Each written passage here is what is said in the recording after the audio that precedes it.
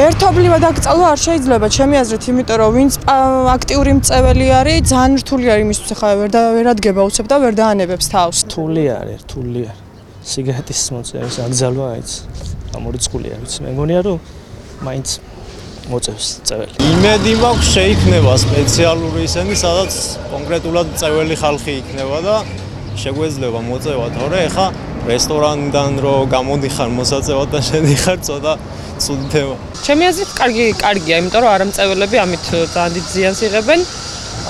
როგორც ვიცი, პასიური მწეველი უფრო მეტად ზიანდება ვიდრე აქტიური მწეველი და შესაბამისად ცოდუები არიან და დაუშვათ მწეველების გამო არ უნდა დაზიანდნენ. თავშეყრილებზე არ უნდა იყოს ეს, იმიტომ რომ ადამიანს იძულებს რომ პასიური მწეველი იყოს, რაც დარღვევა სხვის უფლებები. რავი, ისედაც თვითონაც თამბაქოს ყუთს ესე რომ ვთქვა დაწერია მოწევა კლავს და რაღაცა ხო არის ესე, ხო აწერია, მაგრამ რავი, მაინც ეწევიან. ასე რომ რავი, თუ აკრძალავენ, არ მგონია დიდი შედეგი გამოიღოს, თუმცა რავი, შეიძლება.